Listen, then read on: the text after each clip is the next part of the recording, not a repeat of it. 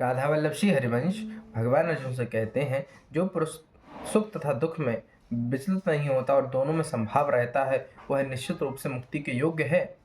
भगवान इस श्लोक में और पिछले श्लोक में यही कह रहे हैं कि जो सुख दुख सह लेता है, संभाव रहता है।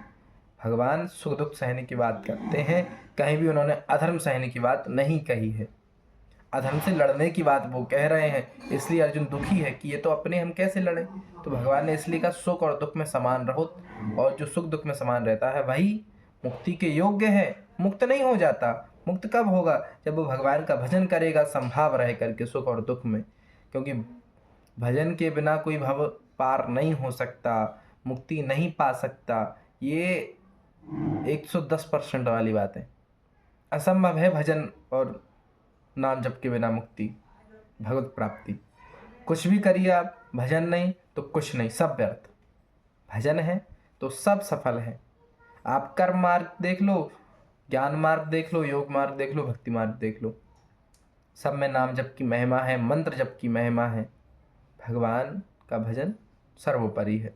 अब बात आती है तो सब मार्ग बराबर, सबसे मुक्ति प्राप्त की जा सकती है, लेकिन सबसे सरल है भक्ति मार्ग। गलतियां होती है, भगवान क्षमा कर देंगे, और गिरने वाले होंगे तो भगवान हमको संभाल लेंगे। लेकिन ज्ञान मार्ग कर्म मार्ग में ऐसा नहीं है। ज्ञान मार्ग और कर्म मार्ग में उपासक को खुद के बल पर आगे बढ़ना होता है, और भक्ति मार्ग में उपासक भगवान के बल से आगे बढ़ता है, कृपा से आगे बढ़ता है। तो इसलिए भक्ति मार्ग सहज है, हर कोई कर सकता है। इसलिए खूब नाम जप करिए, सुख दुख सहना सीखिए, और अधर्म के प्रति लड़िए। यही भगवान कह रहे हैं, यही हम कह रहे हैं। जो हम कहते हैं वो लिखित बात कहते हैं, प्रमाणिक बात कहते हैं। हम अपने मन से कुछ नहीं कहते।